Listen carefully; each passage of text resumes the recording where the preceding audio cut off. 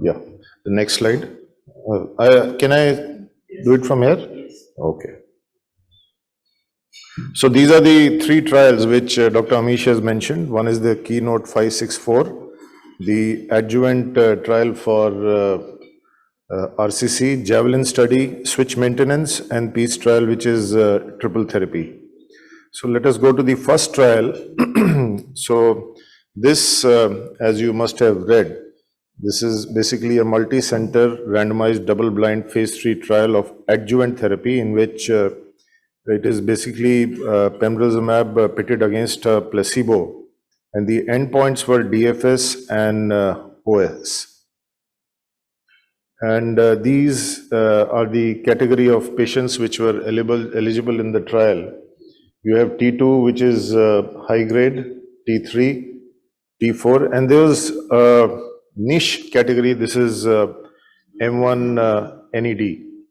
So, Dr. Amit, M1 NED, inclusion into adjuvant. Do you think it is fair, or your comments? I think that is the most important group among all. So these are the patients where the chances of a recurrence is more, if you compare all the three groups, the third group is where the chances of recurrence are very high. So I think that group will benefit most.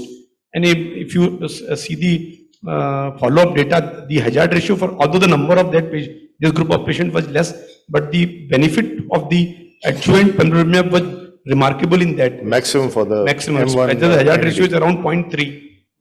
So I think M1 was defined as M1 disease in addition to the primary tumor at diagnosis and complete resection at the time of nephrectomy or within 1 year after nephrectomy. So this M1 was on the basis of CT scans. Dr. Devender, now with the PET-CT, do you think it still holds, or would you like to do a PET-CT? We routinely do PET-CT for metastatic workup of RCC. And I have experienced that whenever you combine CT scan with bone scan, then you are likely to miss few metastatic scans. So you would go for a PET-CT. Dr. Preetham? PET-CT versus CT. I agree, sir. I'll go with the PET scan. PET-CT. Yeah, Advait? Yeah, I agree, sir. I would go for a PET-CT in this situation. Madam? Either a PET or a CT combined with bone scan. Ganesh? I think if it's advanced disease on presentation, then a PET is okay. But if we get a patient, if I get a patient with only renal mass on a sonography, then we do CT chest and CT abdomen. We see the alkaline. No, question is between a PET-CT and a CT. Would you like to do this? Primary metastatic workup. This is M1 NED. M1 disease, we can do a PET. PET. So only thing which I think is the... Just a sec, let's see what Chetan says. PET. Okay. Yeah. But I think the point is that the avidity of a RCC for a FDG PET. So ultimately, this is not a very FDG avid tumor. Yes. So sometimes that you might. Is what I wanted to put forward. Even if the FDG is not picking and there is a lung lesion, you can't rule out. So I think the incremental value, since in our country the PET CECT vis-a-vis CECT plus bone scan, we find it easy to do a PET CECT rather than CECT and bone scan. From that aspect, it's okay. But if anyone has done CECT, that is also okay. In fact, on the contrary, the patient themselves get a PET before we ask them. So sometimes most of the time, they just push it to us that this is the PET and please opine. So I think you're right. The avidity for RCC is not that good for PET-CT. But then if you have a frank metastatic disease, then possibly yes. So in this case, M1 NED, it suffices. So having this in mind, and this is a adjuvant setting. So Chetan, what are the patterns of failure in RCC which you see generally? You have a patient who is high risk. So locally or systemically? Usually distant. Usually distant. Or systemically. So anybody else has any difference of opinion? So that is the pattern, and that is why this was there. Ganesh, placebo control trial. So nowadays you don't find many placebo control trials. Would that affect the power of the study? I don't think so in this particular paper, probably study, because the data which we had prior with VEGF, sunitinib or sorafenib was totally different, and it should not affect. probably. The only thing is we are giving Pembro for 1 year. 1 year, 1 full year. So that still remains a small question. Madam, any difference of opinion? Probably they could have compared with the current sunitinib, which is Yeah, approved in the United States. that could have been in mind, but then the That mechanism could of have been a action better is totally comparator, different. Cleared more doubts. Advait, any thoughts? As far as design goes, sir, the trial is quite well designed, but we would have always loved to have a comparison with sunitinib. Although when we look at the extract data, the study populations were slightly different there. This study has included patients which are T3, while the extract In had only fact, data which were T4. you're absolutely right. If you see across the gamut, Assure, Abstract, Yes. the patient population was very heterogeneous. High risk, low risk, some of them had combined both of them. So it could have been, better if it would have been a non-placebo trial. So this was the updated analysis and the DFS. There's been a lot of data crunching which has been done prior, so I won't go into details. Suffice to say that those patients who were in the PEM arm, they had 78.3% DFS at about 2 years. So, ideal endpoint in an adjuvant setting. The primary endpoint of this trial was DFS and not OS. So, Amit, your thoughts? Best answer is ideally for any, not for, but the way the world runs, if you take the breast cancer, if you take head and neck cancer, the OS is not always the end point. In head and neck cancer, logo regionally control rate. In breast cancer also. So ideal answer is yes, the OS should be the end point. But in real world, which endpoint to choose in this scenario? And I think when we are dealing with the immunotherapy adjuvant trial and looking to the previous data of adjuvant immuno in melanoma, we think that the DFS is more or less good endpoint. We know that those who respond to the immunotherapy may get a sustained response that will persist over time. So I think DFS is a good surrogate endpoint. Dr. Devender, have you come across a study in which you have had a OS without a DFS? You don't have DFS and you have an OS? Preetham? See, sometimes in trials where you have immunotherapy drugs, you might not have a DFS benefit, but at the tail you might have OS benefit. So generally you have a DFS without OS, that can happen, but sometimes in IO related studies you might have a OS. Any difference in opinion why the trial endpoint should be DFS and not OS, Chetan? I think DFS, especially for this kind of a population, if somebody has a decent DFS, the DFS percentage at 24 months is 78. That's a sizable So I think DFS is okay, and secondary endpoint definitely is the OS which is there. So coming to the adverse events which occurred, where you have 67% the placebo, about 20% patients discontinued and about 10% had SAEs. So, Dr. Advait, can IO be a trade-off in this situation?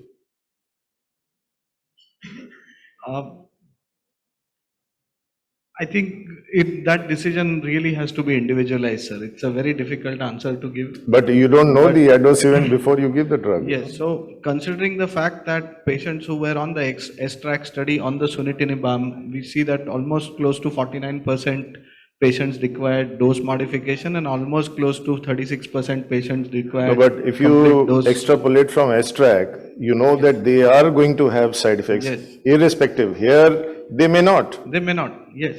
So I think giving IO in such a situation, especially when the doses are going to be limited to 1 year of duration, this seems to be a very doable thing, especially because they have included the M1 NED, which forms quite a large number of patients in clinical practice and patients who are high risk stage 3 patients who do get referred to us for adjuvant therapy. Dr. Preetham, any thoughts? Sir, I agree. 18.2, even though the side effects are reported, the mortality is not much reported. So, And in this also, as far as the quality of life indices were concerned, they were not out of turn as far as the other studies were there in which the same drug was used.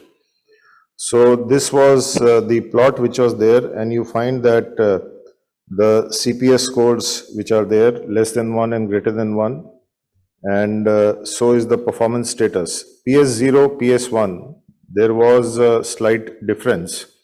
So, Dr. Amit, any thoughts on the PDL1 status and the PS status? I think most of the time these patients are post-op, so their PS doesn't matter since the patient has undergone surgery, their general condition must be fit to undergo surgery. So from the adjuvant point of view, I don't think so that post-surgery, very rare, after recovery of say for at least 4 to 6 weeks, patient will have a PS3, that is very unlikely. In a metastatic condition we expect, but in a adjuvant situation where the patient has undergone surgery, PS, mostly patient either 0 or 1. Very rarely we see the PS2 until some comorbidity associated there. Fine. So adjuvant setting, it should not make much of a difference. Dr. Devinder, the PDL1 status, does it influence RCC or you just negate the PDL1 status and proceed? RCC doesn't matter, but obviously we know that if PDL1 is positive, then the response is much better.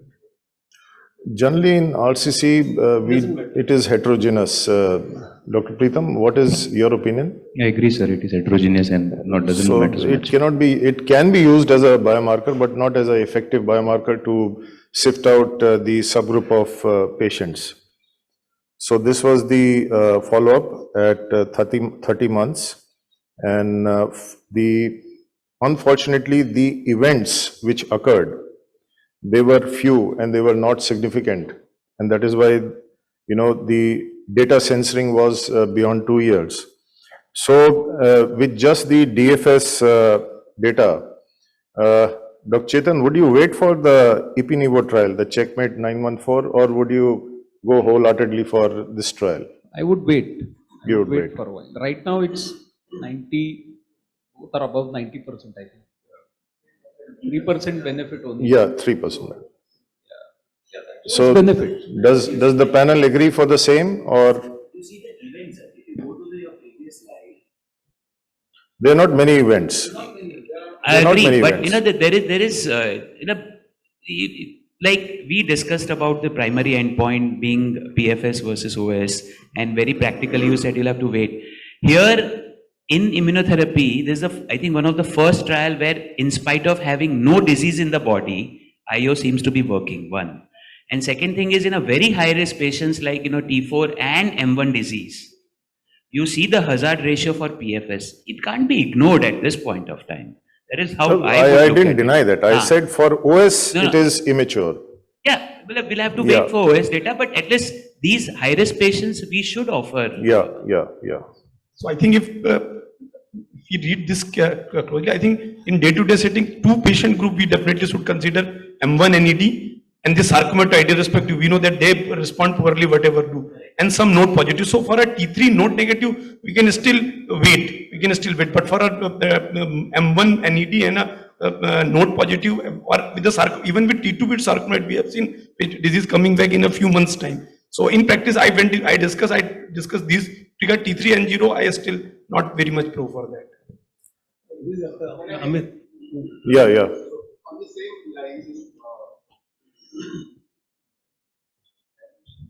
On the same lines, this CTCs has been there for some time now, 10, 12 years. Some centers are also doing, some patients are selecting and doing it.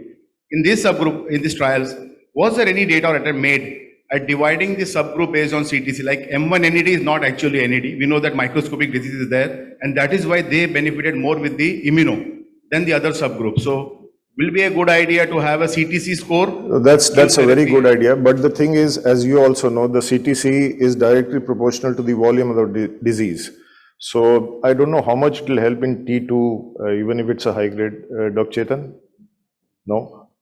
It could be done, yes. But again, the subset has to be defined where you'll have the maximum benefit. M1 NED, yes, definitely. But others, yeah, Advait. So your CTCs would probably be beneficial in the M1 NED. It may not be as beneficial in the stage 2 high risk or the stage 3 patients. So that is yet to be proven. So if That there is is yet to a be nodal burdens, a lot of nodes are there versus an M1 NED.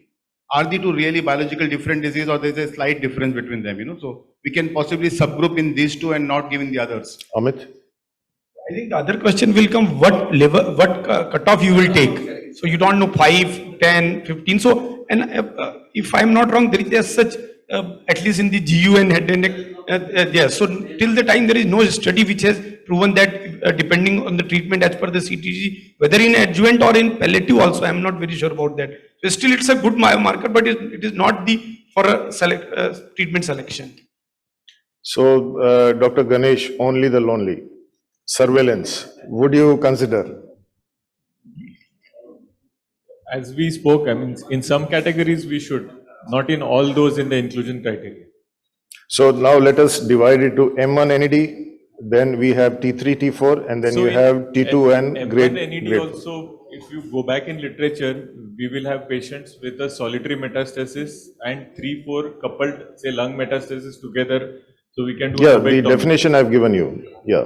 Yeah, so M1 resectable. So biology of solitary mets is even better, they say. So that also can probably get out. It depends on, in the scientific discussion, we don't talk about cost at all. But then that solitary met also can get out probably. This is what Madam, the T2 surveillance, can get out. T2, yes. So there is a consensus, T2 you might put on surveillance. Yeah. They have not selected all T2. T2 with the sarcomatoid, they have selected And high in the grade. study. So definitely not surveillance. With this BFH data is quite good enough. I mean, you wouldn't get a good BFH data with immunotherapy. I think I'll go ahead with pembrolizumab. Any other thoughts, One Advait? small thing. Yeah. For T3 also we have just perinephric. We also have an IVC thrombus. So there also we will So I have a think good you selection can criteria. individualize in certain small We might have subsets. Yeah, good but IVC thrombus not, going up, you will probably give. not across the board, right? Actually, all these criteria have been tested before in the previous trials. All these conditions have, all these conditions, they have high risk of disease recurrence. So it is well proven.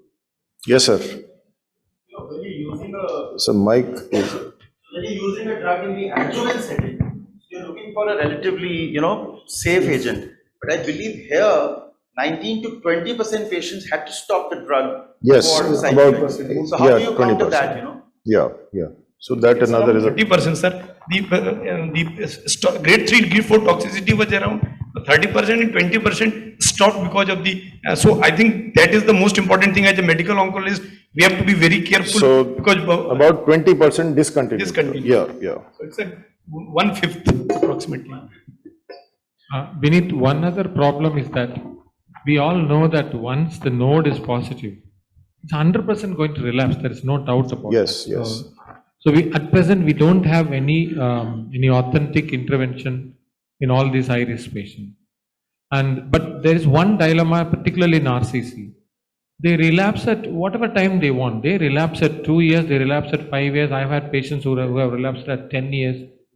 Then this kind of, the DFS alone will become a difficult parameter to, but granted that there is nothing at this point to intervene to benefit them. I So- think we have to wait for the OS to get the actual situation, but at this point of time, with DFS, I think, so Advait, how would this treatment approach change if the patient experienced progressive disease while on adjuvant treatment?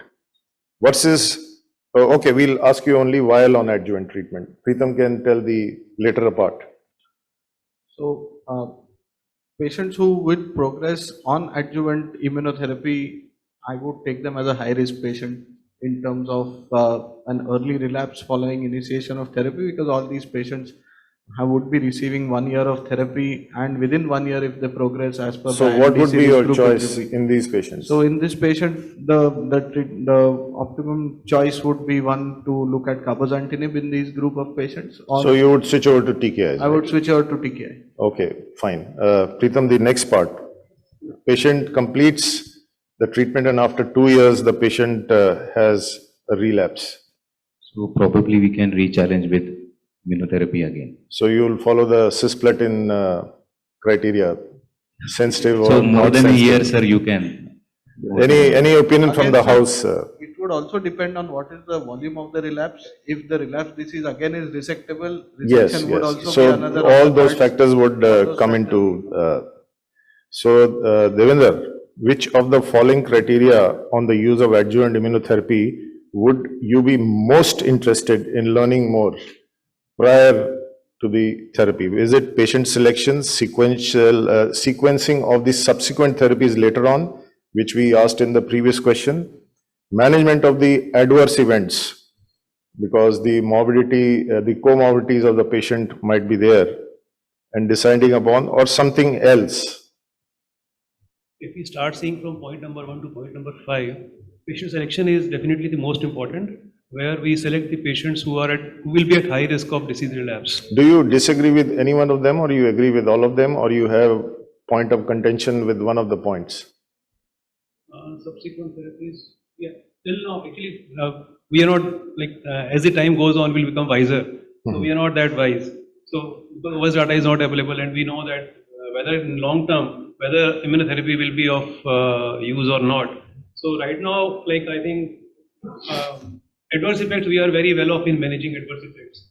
I think So I think you agree with all the points. So I think we'll switch on. Can I come, sir? Yeah, Sir, yeah, managing the side effects, like as we have for chemotherapy, where we have data to say grade 3, grade 4, we just discontinue. I don't still see a very clear-cut guideline to sometimes withhold chemotherapy. Patients who have nephrotoxicity, they by even observation recover to 1.5.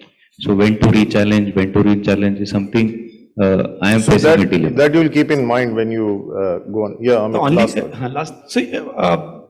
I think this was an example. So when I read that paper, what the treatment pattern they received, I could not find clearly. Is there some mentioning about when the patients who are on Pembrolizumab adjuvant, when they record what they receive, patients who are on placebo arm, when they record what they receive? Is there any mention in that paper for that? No, it's not there. So I think that is one thing was just an offshoot which I asked, what next, if you have. So I think that information will guide us regarding the subsequent therapy if we have that. So that is why we take the corollary, more than 1 year, or if the GC is good and if everything else is conducive, then you might try the same. So coming to the next study, this was the Javelin Bladder 100 study. This was for the unresectable locally advanced metastatic UC with measurable disease who had received first-line chemotherapy. It could be cisplatin or carboplatin with gemcitabine. And those patients who were short of progression of disease, they were pitted for Avelumab versus best supportive care. And the primary endpoint was overall survival. So this was a kind of a switch maintenance. And this is the follow-up which we have had. Initially at 19-month cutoff, that was in October 2019, the OS was 21.4 months. And at the data cutoff, later on at median follow-up, 38 months was with Avelumab and 39.6 months with the BSC alone. And in this also, the patients were still on therapy. Treatment was ongoing in 43 patients. Against about 350 odd patients, and median duration of Avelumab treatment was 25.3 weeks, and about 20% had received more than 2 years of Avelumab treatment. So the question, I think Chetan, we can ask you, ideal time to start maintenance, 3 cycles, 4 cycles, 6 cycles? The patient has had a CR or a PR, then maybe one course after the interim evaluation, and then I go on maintenance. Dinesh, any ideas? Okay, madam. Even after 2 to 3 cycles of stable disease wouldn't respond later on. So I guess after 4 cycles, it'd be good enough to change over to. Otherwise, I'll slightly modify the question. You have 2 situations: one patient who has an SD, and other group who has a CR and a PR. So in a CR-PR group, would you start after 3 cycles, or would you go till 6 cycles? Or with SD, would you start at 3 cycles? Or does it give you an idea when to add Avelumab? Because in the study, all these groups had benefit. So in the study, any patient who have received a minimum 4 cycles of chemotherapy was then randomized to receive it. And the response to the initial line of therapy was the only requirement. Now, there was no criteria whether patient had to had CR, PR or stable disease to go on the drug. So at the first evaluation, if the patient is in good performance status and if patient is showing that there is no disease progression, that would be the optimum time to start the drug. So generally, as a rule, most of us would do the first evaluation about 3 months into treatment. That's the time when 4 cycles of GEMS 3 weekly would complete. That would be the time when I would take a call. So Preetham, this patient, you have 2 patients, one who has a CR, the other one who has an SD at 3 cycles or 4 cycles. So which one would you put on the switch, or would you continue both of them till 6 cycles? See, sir, any of the urothelial, I'll continue the cycles for sure. You'll continue. So, bad biologies, usually they relapse very soon. Okay. So even if I have a CR patient or SD, I'll continue So my cycle. both categories you'll continue. I'll complete my chemo. Fine. Any difference in opinion?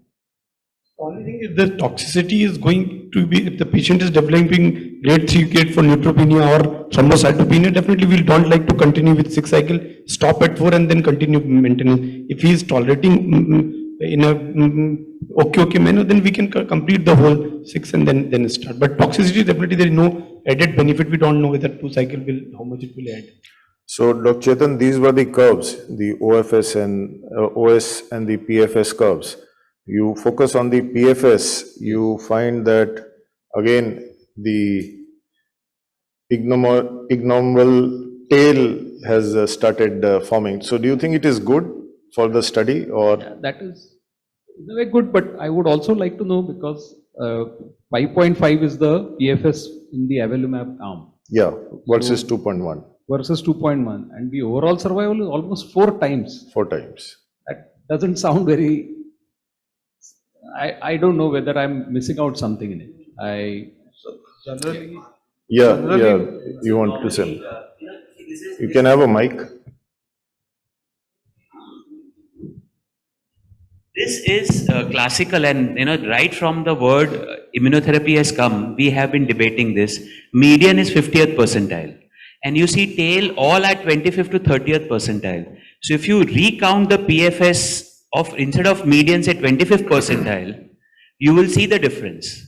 Because not 50% of the patients are going to respond to immunotherapy. It is always, these tail is formed by 20-30% of patients. And that's the reason sir said, median PFS in single agent IO always was as good as the control arm, and then slowly the tail starts coming. So I feel for IO drug, we need to change our definition from median to maybe 25th percentile. Ullas gives the highest number of immunotherapy in India. So also on the other arm, there will be many patients who have gone on the IO. That is another thing. So generally, once the number at risk starts becoming less than 10% of the initial number, those who are on that, these tails, they just keep on dragging ahead, and those numbers actually don't. No, but here, unlike the other studies, there was crossover only after 24 months. Prior to that, there was no crossover. So that makes, this more significant, the PFS. So then all the more reason that what is driving that OS?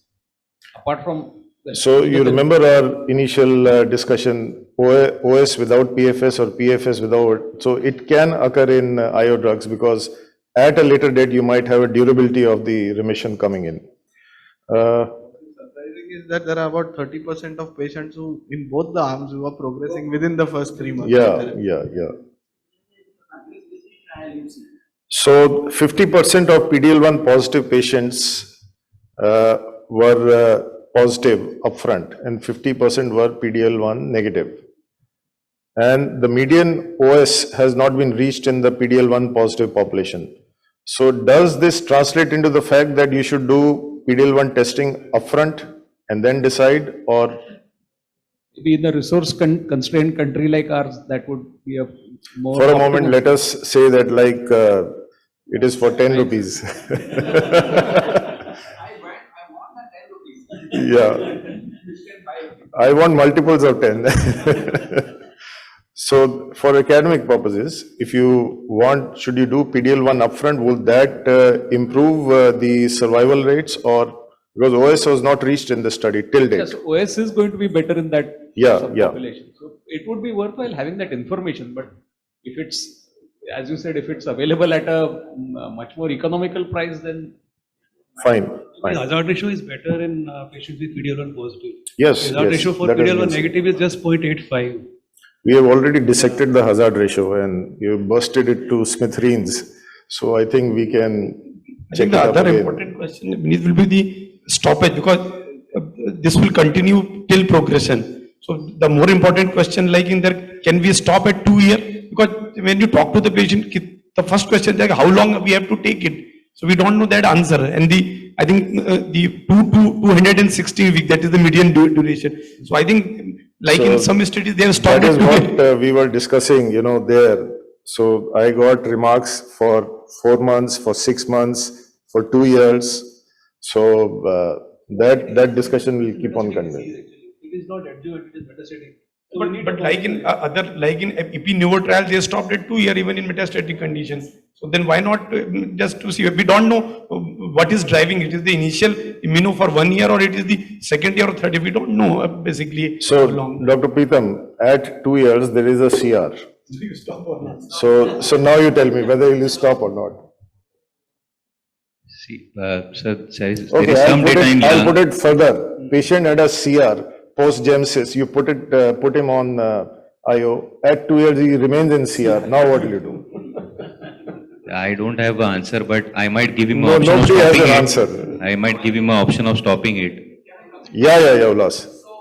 Mike, please.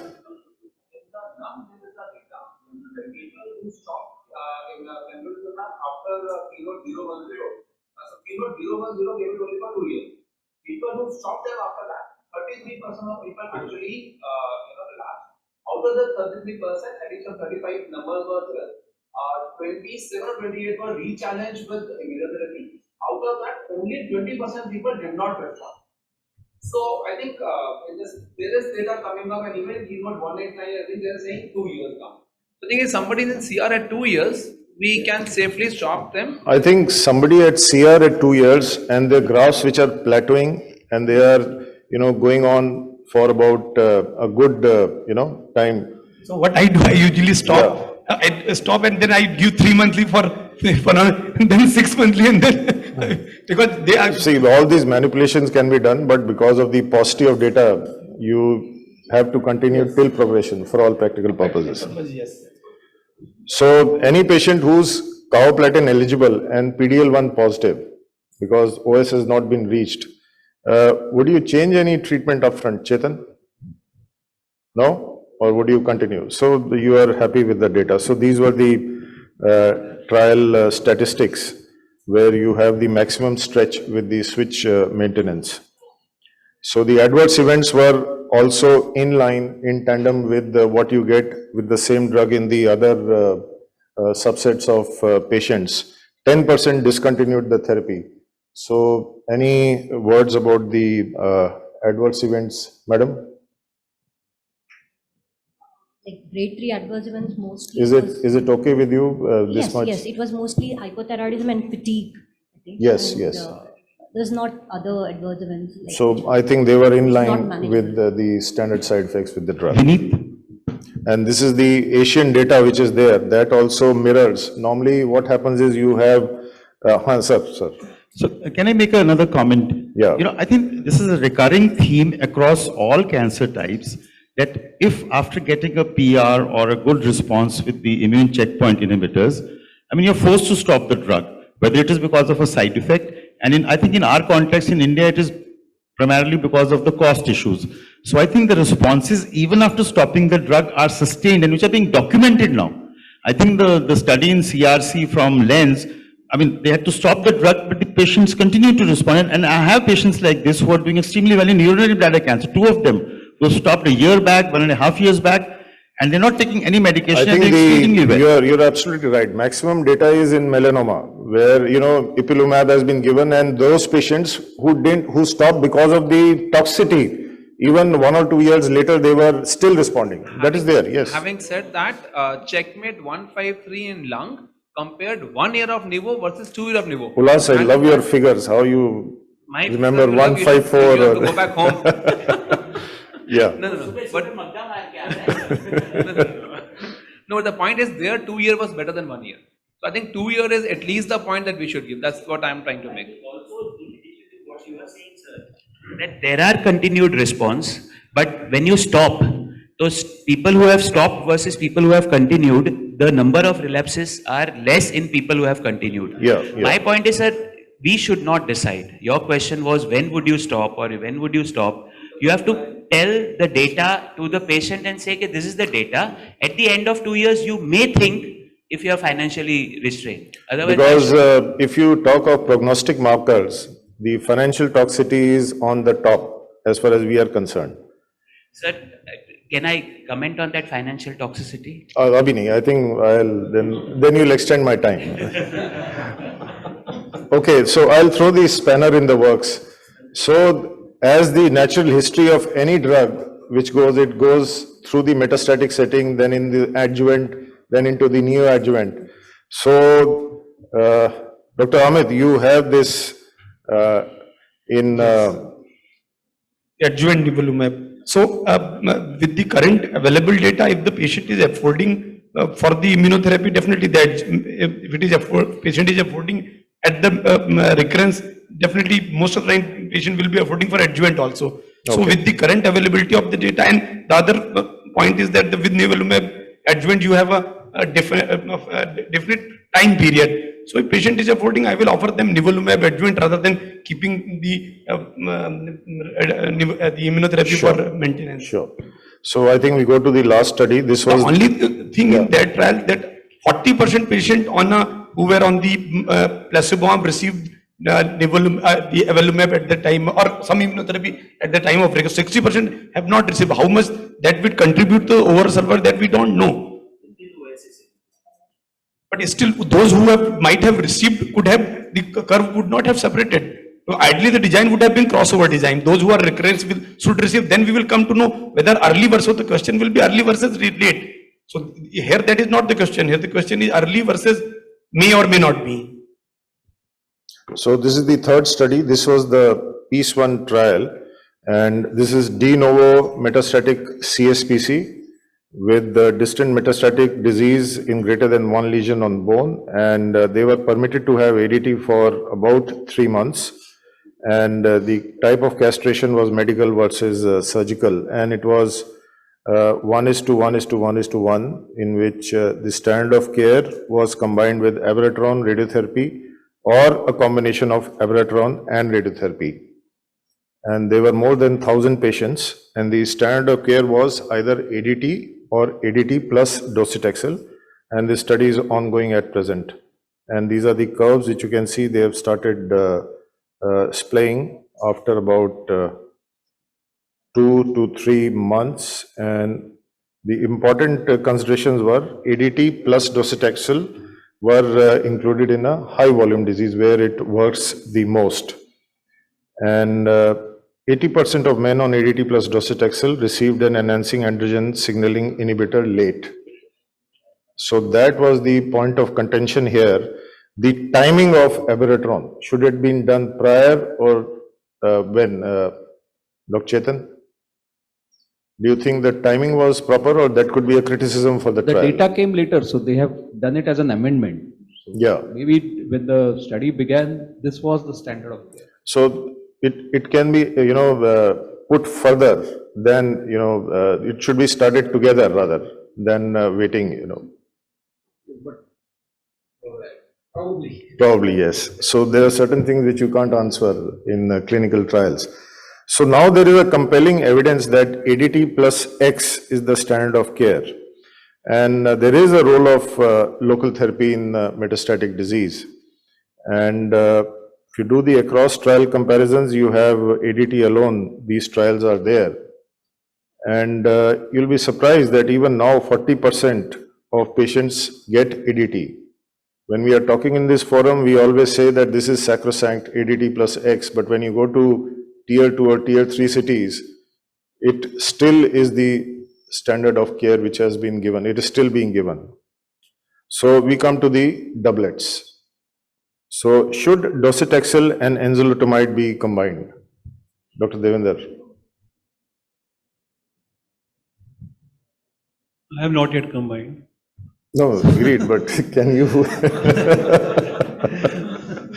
Actually, the standard, that's a good answer, honest answer. Actually, the standard of care is changing as the years are passing by. Right. Initially, it was just ADT, like then ADT plus docetaxel, Yeah. then ADT plus Abiraterone, now ADT, Abiraterone, and docetaxel all. So it is very difficult to say, and starting everything upfront in all the patients, I think should not be a good idea. So this was a trial which showed there was no significant benefit. Dr. Amit, you want to talk about this? I think the hormone sensitive prostate cancer is becoming more and more complicated as the time passes. So if given choice, if the dolutamide is available, I think that will further complicate the situation. But definitely the Anja plus dosi, I will not go for whatever the data available till now. I will prefer if I have to combine. We'll come to that. We'll come to the other doublet. He's now got another one. So with multicolor. Yeah, Dr. Pritam, any other doublet? So Dr. Amit is dead against Enza, dosi plus Enza. What would you prefer? Docetaxel and Abiraterone can be combined. No, ADT plus docetaxel or ADT plus Abiraterone? ADT plus docetaxel or ADT plus Abiraterone. So yes, low risk disease, I usually give ADT plus something. High risk disease, definitely chemotherapy, that is the standard of care, and Abiraterone for low volume disease, what I am practicing. So I made a disclaimer that indirect comparisons may mislead us. So you can have ADT plus docetaxel or ADT plus Abiraterone. Dr. Advait, any study to say which one is better? In terms of low-risk disease, we know that docetaxel does not give any additional advantage. Correct. So in that particular population of patients, giving ADT with Abiraterone would be the current standard of care. Of course, in clinical practice, it might differ because when you look at patient factors into consideration, docetaxel does have a smaller treatment duration as compared to a continuous Abiraterone use. So in certain patients who cannot go in for a continuous Abiraterone, the 6 cycles of docetaxel can be used in certain populations. So but in high risk group, high volume disease, definitely docetaxel is what we would agreed. Chetan, you want to add anything? Maybe the toxicity, if a patient is an elderly gentleman with multiple comorbidities, then docetaxel may not be feasible. In that case, even in case of a high risk disease with ADT, I would probably add Abiraterone alone because it's much safer than say a 78 or 80-year-old gentleman with multiple issues. Definitely, there, you have to individualize. Yes. Beyond 70, there are no guidelines. Absolutely. But till 70, probably you can choose yes. High volume, low volume. Yes. As high risk docetaxel, low risk. Perfectly told by Advait. Yes. Yeah, Dr. Amit. So the other side you are spoiled for choices now. But the other side of the coin, if you see even ADT alone, and I can ask everyone in this forum that whatever the survival they have quoted for ADT alone, we are not seeing with the ADT plus combination. So the 50 months, when the latest trial of, I just forgetting the name of that, the survival was around 7 years, which in our practice, sometimes patient completes the docetaxel and then 3 months back recurrence. And when we first discuss the patient, then we have to take a backseat that we have discussed and now the disease had come back. So that is why you add up everything and throw at the patient, and there you come with the triplet, which is the reference to context at this point of time. So you started with 33 months, which was ADT alone. You went up to 48 months ADT plus docetaxel, which was pulled again to 56 months ADT plus Abiraterone, and now you have a triplet which goes to 61 months. So 5 years.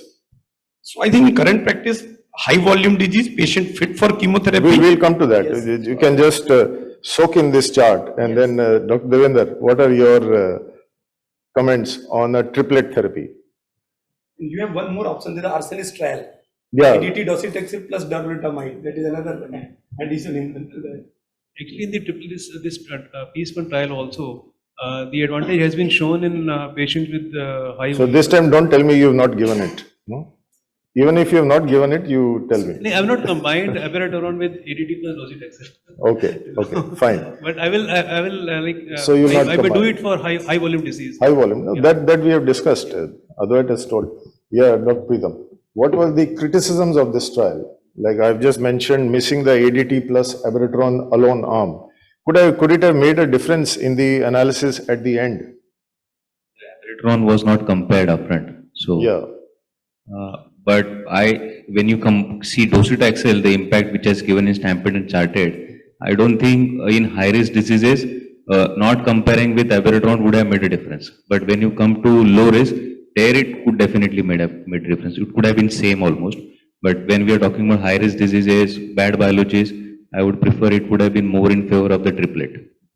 So here again, they came to a kind of a summary that if you adjusted the Cox regression analysis, it showed no interaction between Abiraterone and a local therapy which was added. So, with that, life was very simple. You could have a pooled analysis of RT plus the drug and get the final conclusion out of that. And the criticism was, of course, the ADT and Abiraterone arm was missing. So, as Dr. Amit was saying, Advait, which would be the population, where would you choose to put this patient? See, you come from 33 months to 60 plus months. So definitely given a choice, logically you would like to use, but where would you like to choose? Many of our patients are younger at presentation, those who are say below 60 years of age at diagnosis, those who are having visceral disease and high volume disease at presentation itself. That is the group of patients where I would optimally use. I currently have 2 patients in whom I have started on this combination, and there are 2 patients in whom they had finished their docetaxel and then the data came in. So I have added Abiraterone post docetaxel now. Yeah. Okay. So that is what we all have patients like that. So these are the group of patients where I would try and prolong that period of hormone sensitivity and prevent them, because we know that only we've seen, right, like Amit said, right. you finish docetaxel and 6 months down the line the patient comes back with metastasis. Come back to you, yeah. Madam, any changes, or would you agree with Advait? Yes, I do agree. Definitely high volume disease as per the charted definition. But and how many, there is no clear cut distinction between how many people received radiation. It was not for so volume disease. It was found out that irrespective whether radiation was given or not, it didn't. Yes. So that I mentioned here, no. Yes. It didn't decrease the power of the study as far as the analysis was concerned. Yes, but radiotherapy is actually beneficial only in low volume, prostate cancer. So why was it added for the all? Dr. Amit, you wanted to say something? So I think in this trial, the patient population was de novo metastatic, if I'm not wrong. Yes. So I think that is one of, if the patient has received previous radiotherapy and now has a recurrence, can we offer then maybe plus minus? So de novo metastatic is the first requirement. Right. So Chetan, non-regional lymph nodes, some bone mets, low volume mets, and comorbidities. Would you give these patients, or would you go for a doublet? For maybe comorbidities, I may stick to only Abiraterone. It also depends on the patient's performance status. If other factors, like some patient has a CAD, Abiraterone you might think of. So you would add some other drug, but then you would stick to a doublet. So as Madam told and Advait told, so these are the patients, niche patients as of now, who can be given the benefit of the triplet therapy.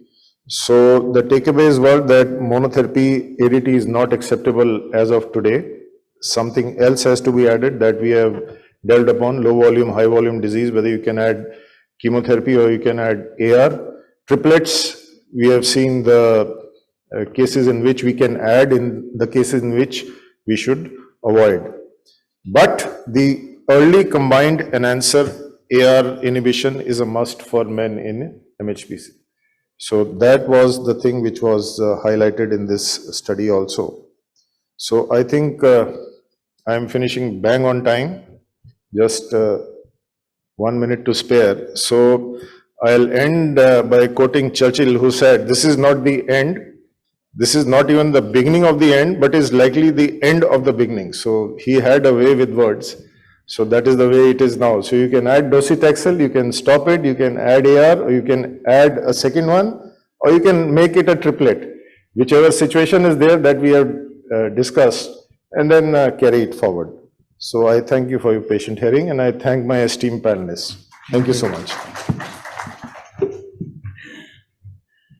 Dr. Ashish, please.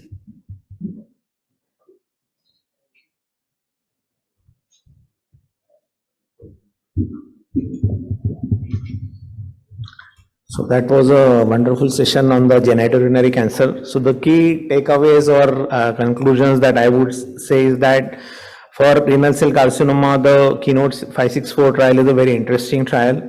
The practice changing part I feel is that those patients who are M1 NED and those who are T2, T3 and sarcomatide should definitely be given adjuvant pembrolizumab. The criticism was that DFS being an endpoint and not mature OS survival as yet, which I think we'll have to wait, there is no option there. But it is very important that we should counsel the patients about the DFS being the endpoint of the trial and also about the side effects of the therapy, because 20% discontinuation rate is a substantial discontinuation rate. Now the key questions that arise for future is that will the combination adjuvant work? Like say for example in metastatic we are giving pembrolizumab with axitinib. Will that kind of a combination work in adjuvant also is something probably that only time will answer. And of course we need better biomarkers to identify actually which is the best group of patients which will benefit, and probably time will again answer that question. Moving on to the second study about urothelial carcinoma, I think this was probably the most controversial study in the sense that how to really implement it in practice is a big question. The duration of the treatment and whether those group of patients who have already received nivolumab in the adjuvant setting, how much will they benefit with Avelumab maintenance is a question mark. But I think after careful patient counseling, one should implement this trial in clinical practice in those group of patients which are cisplatin eligible. The third trial, P7 trial, I think is probably the most important trial, and I think it's something that I feel is practice changing. One of the key challenges that I find is that like of late I have had seen patients who are 85, 88, that kind of age. If they are fit, will you be really offering them docetaxel? I mean, being medical oncologists, we see a lot of toxicities with chemotherapy, but having used these drugs for 20, 25, 30 years, we still feel apprehensive in offering this kind of treatment to a person who is 85 years of age. But if somebody has a high volume disease, then definitely I think they should be offered the P7 regimen. That's what I feel. And younger patients, of course, I think they should receive the triplet regimen. I think that's what the key message should be for the next day's practice. So with that, I will conclude my remarks. Thank you so much.